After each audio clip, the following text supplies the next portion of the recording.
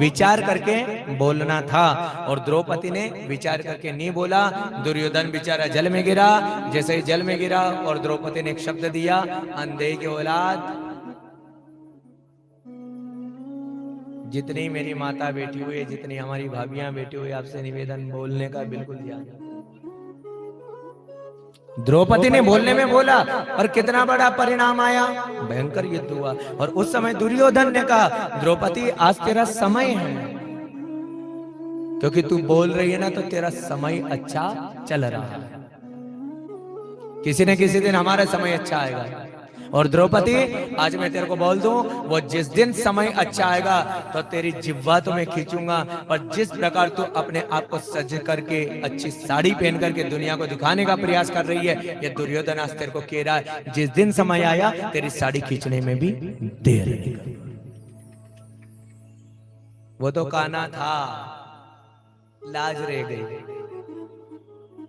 आज के जमाने में अपने नकली वही तो साथ छोड़ देंगे। वो नकली था, पर उसके बाद भी असलियत सही निभा करके चला गया।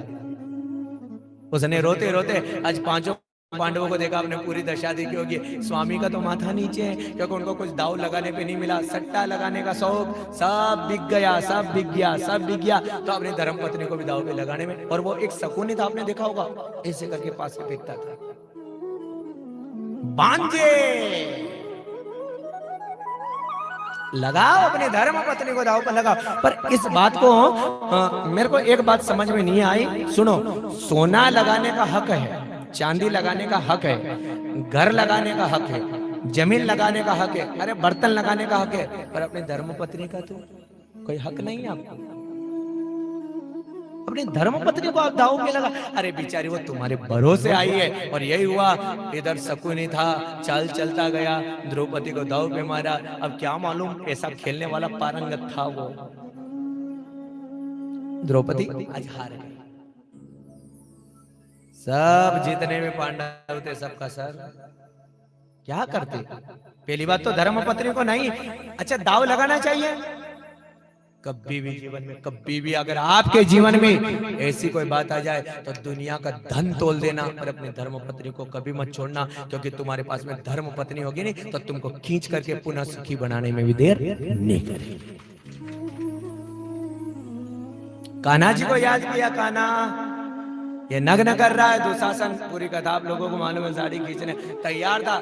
खींचने वालों की कमी नहीं है, लड़ाई लड़ोगे तो तुम्हारे साथ में 5 जने और आगे चलेंगे, पर जिस दिन अगर लड़ चलती है ना तो 5 सबसे पहले पीछे भागते हैं। इसलिए जीवन में ध्यान रखना, बुराई का पद लेकर के आप आगे चलोगे तो आपके साथ में भी लोग रहेंगे। अच्छा भी काम करोगे, 10 जने आपके साथ में अच्छा रहेंगे। दुशासन ने कहा डरना मत, इसकी साड़ी खींचूंगा, मेरे को बड़ा आनंद आएगा। और दुशासन ने वही दृश्य है, आपने पूरा देखा होगा, द्रौपदी के सबसे पहले बाल पकड़े।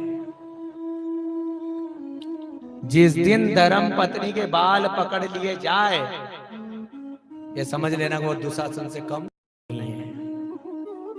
यहां तक सुना होगा आपने, साड़ी खींची वहां तक ठीक है, पर बालों को पकड़ना ये बहुत गलत है।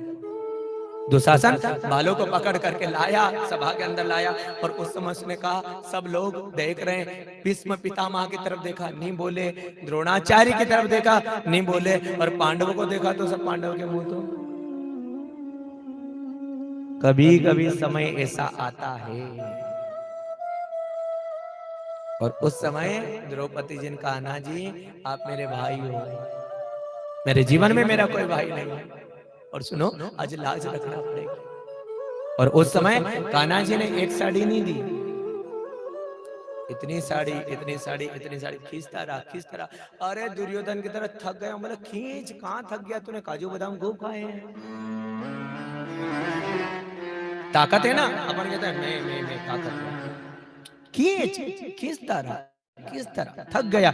और अंत में आप लोगों को मैं बता दूं, वही कान्हा, एक पवित्र रिश्ते की मैं कथा सुना रहा हूं। द्रौपदी जी ने कहा, कान्हा मैंने तो तेरे को एक राखी बांधी रे, एक साड़ी देने का अधिकार था, पर तूने तो 1000 साड़ी दे दी, 1000 साड़ी देने का क्या अधिकार था। तो उस समय कान्हा ने कहा कि बहन तुम सिर्फ कर्म करके भूल जाते हो, मैं कर्म करने वाले को कभी भी नहीं भूलता। अगरबत्ती लगाते हो भूल जाते हो, एक तुलसी जी का पत्ता चढ़ाते हो तुम भूल जाते हो, और तुम माला चढ़ा के भूल जाते हो। बहन याद कर, मेरी उंगली कटी थी, खून की धार निकल रही थी, और उस समय मेरी धर्मपत्नी मेरे पास में थी। मैंने रुक्मणी से कहा, मैं देख मेरे को खून निकल रहा है। तो उस समय रुक्मणी कपड़ा ढूंढने के लिए गई थी, आज सत्यभामा कपड़ा ढूंढने के लिए गई थी। मेरी बहन तू मेरे पास में पड़ी थी, तूने हीरा जवाहरात वाली साड़ी मेरे साथ में फाड़ करके मेरी उंगली का खून बंद कर दिया था। उसी दिन मैंने कह दिया था, बहन ये तूने कपड़ा नहीं बांधा है, जिस दिन इसकी अगर मेरे को मौल चुकाने का मौका आएगा तो इस कपड़े के अंदर जितने तार हैं इतनी साड़ी बनाने में भी देर नहीं करूंगा। आया वो समय, हाथ जोड़ के बार बार